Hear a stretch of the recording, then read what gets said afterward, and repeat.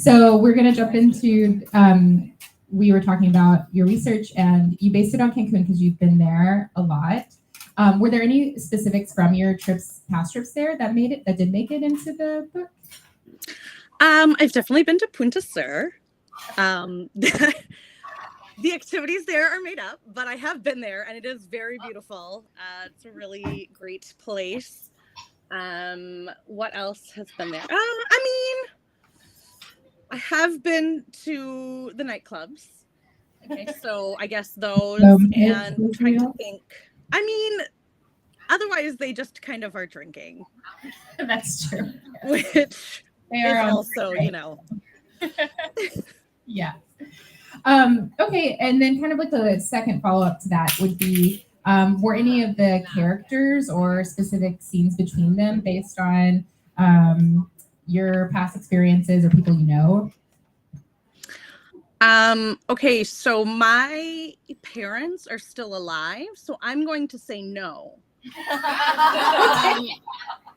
But I will say that I watched Magic Mike 3 in the theaters. I'm so sorry. Please judge me. I went on opening day. It was really sad. It was like 10 a.m. We went to see it. I don't know if anyone's seen it. Has anyone here seen Magic Mike 3? A couple have seen it, yes. Okay, so the beginning, the only good part of the movie, right? The beginning between Salma Hayek and Channing Tatum when he picks her up in the middle of their lap dance. Oh, okay. Oh yeah. That's where Punta Sur came from. I saw that and I was like, this we actually were discussing the logistics of that specific scene earlier. So I think now that we have a visual, that is helpful. Yes. Yeah, if you want to go watch Magic Mike 3, it's the only part that's worth it. Don't feel free to skip the rest of the movie. But that part, very good. Okay, great. So yes, if anyone needs that, now you know. The logistics are definitely doable. I will say that. Okay, because they demonstrated it. Yes, I assume.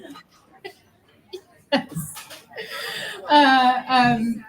Okay, so to follow up again on your comment about some of the stuff not making it into the book, could you talk a little bit about the editing process of the book and also what it was like to work with the MTV imprint or any, I don't remember if it's a newish imprint with the publisher or not. But yeah.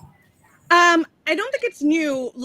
Whenever people are like, MTV publishes books, I'm always like, they published The Perks of Being a Wallflower because it's, I think, the one famous book everyone knows. Yeah. My understanding is that it kind of went a little bit dormant and then they decided to revive it. And this is sort of the second coming of it. But working with it was really fun. My editor, Christian Trimmer, he was the senior vice president, something. He was at the top of MTV Books. And so he actually found me. He had read my first book, Boys I Know, and then came and was like, hey, I have this idea. Do you want to work on this beach vacation, sexy book with me? And I was like, a party book? Absolutely. Yes, I can write that. No problem. So we kind of collaborated because we had a lot in common. We were both half Asian, half white. And so that was a big part of it. He was like, I'd love to have these biracial characters and this and that. And so we collaborated a lot. The editing process was lengthy. He told me I'm not allowed to tell anyone, but my first edit letter was 24 pages long. Wow. He was like, please don't tell anyone that. And I'm like, I'm telling everyone. So it was a lot, but he worked really fast. We're both pretty fast workers, so it was okay. I think we probably edited the whole book in under 6 months. Okay, yeah, that's not too bad. And starting from a 24-page letter, I mean, you guys all both went after it. Yeah. It was a lot. I opened it and I was scrolling. Oh my God, there's so much happening here.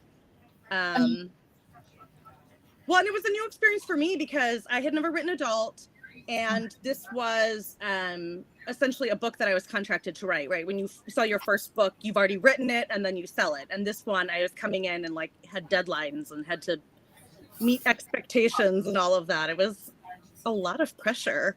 Yeah, very different atmosphere. What do you think was the hardest thing about transitioning from writing for young adults to adults? Ooh, I would say two things. Number one, I think no, just one. It's honestly like I think having to write a sex scene and then send it to someone that you don't know very well is like, I mean, I don't know how romance writers do it all the time. I'm hoping it just gets easier, but the first time was like, oh God, no, I can't believe I have to right? And then they're gonna like critique you on it. Like, this isn't steamy enough. I don't find this hot, right? Like you're like, oh no. It's really putting a lot out there to be, torn down. So I think for me, that was the hardest part. Okay. Yeah, that would be difficult. I don't know if I could do it. Yeah. Okay. So speaking of the sex scenes and maybe just relationships overall in the book, there was like a nice conversation around consent with Grace and her friends, and we were wondering how and why you decided to include that part of the book. And then as kind of like a follow-up to that, did you hope that readers walked away with anything specific about consent in mind when they left? Definitely. To me, I think like consent is sort of the baseline for all relationships, but I also think it's the thing that is least taught. So like I'm absolutely rabid about sex ed. Like I'm so annoying about it. You wouldn't even believe it, right? So like my first book, Boys I Know, like the swag I handed out with it were custom condoms, safe sex, everything like that. And so I always tell people like, so I live in California, and California actually has like the most progressive sex ed curriculum in the country. Like we're the only state that has, instead of no means no, we have a curriculum that says yes means yes. And so I just think it's such an amazing like point to really drive home, because I do think that it's a big part that gets missed in the conversation about sex. And I think as a young adult, it's really easy to get swept up into like accommodating, right? Like you're thinking compromise, accommodate, and it's really easy to like blur the lines of consent and like bodily autonomy within situationships, I think especially. Yeah, and I will say we did have the comment earlier that we felt like one of the most realistic parts of the book was the situationship that Grace finds herself in with Josh, which is such an unfortunate thing, but and the discussion that she, or like the realization she ends up having about like the consent in that relationship, both with the sex and just the relationship in general, is like really powerful moment. I feel like. Thanks. I mean, to me, that's like college. Like, yes. I don't know if everyone else had the same experience, but like at my college, it was like 5 guys for every 1 girl. Like no man was ever getting into a relationship if he didn't need to. Like they could have unending situationships. Yeah. Yeah, I mean, I don't know about everyone else here, but I feel like it even sadly doesn't end with young adults. I'm sure it does not. Yeah. Okay. So this is, let me ask another question we had about the writing process was that Savannah had, in researching questions for your interview, had looked up some of your other interviews and heard that you had heard that writing in a hotel room aids creativity and helps the process. Did you try that on this book? And I did, and it was really good. Really? What do you think? Yeah. I don't know why. I think it's just like because hotel rooms are so boring, but like clean, right? So there's like nothing to distract you. I can't like go throw on a load of laundry or do anything. You know, you don't really want to like touch the TV remote and watch their crappy channels. And I mean, so the only thing to do is work. No, actually, when I got to my hotel room, so I did it, and I got there and like I came up to the door and I could hear talking, and I was like, oh my God, did they like, am I gonna end up in like the, oh my God, there's only one bed, they've overbooked the hotel kind of situation? Because I can hear voices. And so I was like, oh my God, somebody's in my room. And so I even like turned my video on, like, I'm gonna stream this if I'm murdered. And then I go in and it turns out they've just left the TV on. The TV was just playing already. So not a super serene environment you walk into, but eventually you got it there. I guess. Much less sexy than I was hoping, but it got the job done. I turned it off. I went to work, Very good. Okay. I have a couple, like 3 more questions to follow up with, and then I'll just ask one more time with the group if they have any follow-ups that came up during this interview. Were you reading anything while you were writing the Breakup Vacation, just generally, or that influenced it in any way?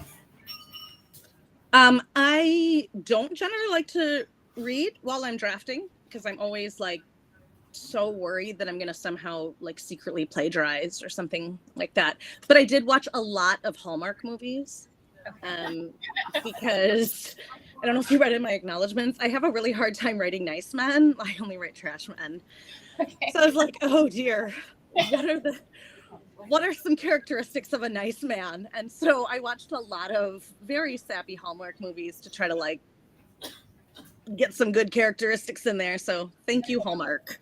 So we have the Hallmark to thank for a lot of Daniel's fine qualities. I mean, when I think Hallmark, I think definitely hot sex. Yeah, I think those two are just synonymous. So, okay.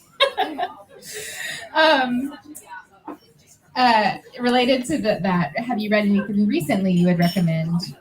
Maybe for hot sex or just maybe. Let me think. What did I read recently? I recently read there's a book called Rent to Be by Sonia Hardle. And I enjoyed it because it's called like what? the same. It's called Rent to Be. Rent to Be. Okay. Rent. Yeah. Like as in we're broke and we can't afford a home, so we rent. Yeah, got it. Yeah. I liked it. She's also like a sort of, early 20s hot mess. Like she and Grace would probably be friends. She's making terrible life decisions. But it's all sort of predicated on the idea that she has these student loans that she like cannot escape from under. And so she's like trying to piece her life together, but she's like, I owe these freaking student loans and I don't know what to do about it. Which I found very relatable. Yeah, I think a lot of people would. Anyone else would find the student loans really relatable? Yeah, we got a couple of hands. Yeah, for sure. Okay, so maybe that's one to check out. Any other? And I read anything by India Holton, who I love. I think she's hysterical. India Holton, if anyone else wanted to write that one down. She writes romance novels that are like, they're kind of like in the past, but they're kind of magical. Like they're like witches and pirates, but it's comedy. Like it's satire. Okay. I don't know how to explain it. You just have to read it. It's very bonkers. It sounds fun. I love a good pirate book, so I'm gonna have to look up what that is.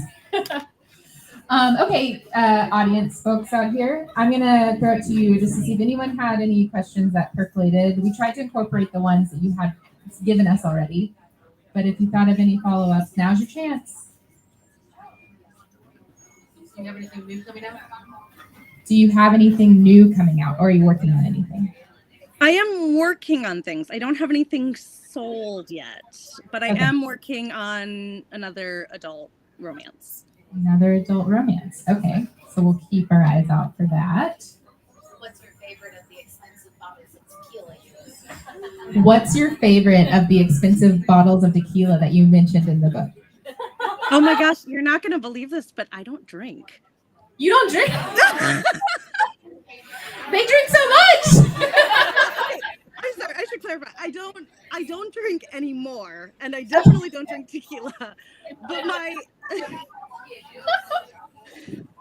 my extended family is Mexican, and so they are very big on their tequila. And if I had to pull them, they would choose Don Julio 1492 or whatever. Okay, Don Julio 1492 is vetted by an family. I'll take it. Yeah. I am not a good enough drinker to drink tequila. I'm a giant baby. I think, maybe college does that too. I think that I crammed all of my years of drinking into a very small amount of time, and I'm like set for life now. Yes, I think, I feel many of us might be along that line. So it is, we do have wine pairings. However, we recently added non-alcoholic pairings for folks here, and I think those are going to, anyone Yeah, we got some fans of the non-alcoholic pairings that are going on here. So Oh, good. good And I company. just want to be clear that I know that there have been complaints from some people that amount of alcohol could not be drunk. And I want to be clear that it absolutely can. And I know this. And I won't say how I know, but I will tell you that all amounts are vetted and plausible. Plausible amounts. It is crazy what the young human's body can process, I would say. Yes. It is. Oh, yeah. Okay, last chance for questions out here. Savannah, did you have any final question that you wanted to throw out? Or no? Okay. What was the book she was working on? She can't say yet because she hasn't sold it, so she's gotta wait and see, how it fleshes out. But we will, as soon as we see her name again in the catalogs, we will know. Your first book is called. I'm so sorry, I'm blinking. It's okay. It's called Boys I Know. I have two Boys I young Know. adult books out. Two but young they're adults. They're not romance. They're contemporary. Yes. And Boys I Know won several awards, didn't it? I remember saying yes. So Boys I Know was your second book or your first? My first. First book, Boys I Know, is contemporary young adult. And I guess safe sex is involved since you handed out condoms with it. I mean, it's basically like, it's sort of a similar vibe. It's coming of age. So it's essentially a teen girl she's an Asian American girl. She's growing up in the Midwest and she's one of the only Asian people there. And it's her learning to date, right? Like sex is not love, that kind of fun adolescent lessons. Yes. There you go. So, okay. Savannah does have two final questions for you.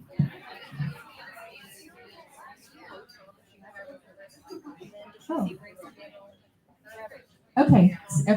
At the beginning of each chapter, you have a movie quote. Oh, yes. Do you have a favorite one of those? Oh, I do. You know what? I do.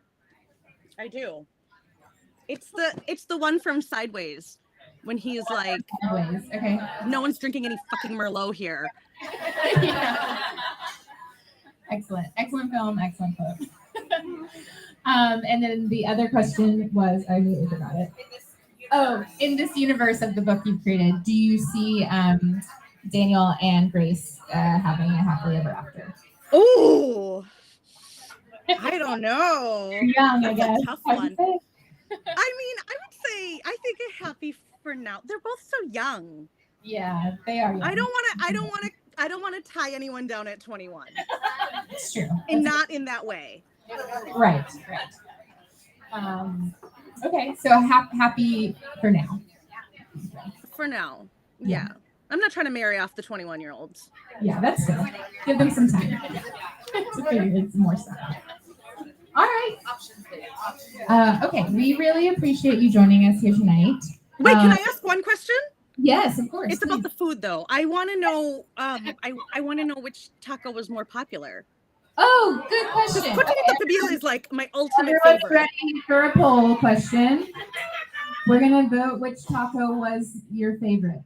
So we're gonna do a raise of hands. I'm gonna go with the al pastor. Raise your hand if the al pastor was your favorite.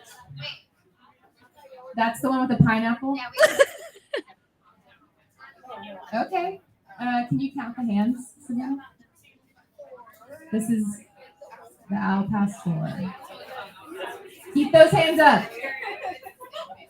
Raise them high. Be proud of your favorites. Okay, 14. Okay, and then raise your hand if the pibil one was your favorite. Small but mighty. It was so good. It was good. Okay, the al pastors have it. The al pastor. Wow. Okay. I mean, they- both good choices. I just. Yes. Cochinita pibil is like when they bury the pig under the ground, like Right, and they didn't actually bury the pig, but they did slow roast it overnight. So well, yeah, it's like there's not anywhere to bury it out here. There's a train behind this. Yeah. probably for the best. We don't really want the food in that dirt. Okay. No.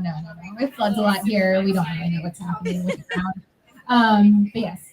Well, thank you so much for joining us. I really enjoyed learning more about the book. It's always great to get more background on what went into it and to hear directly from the authors. We really appreciate it.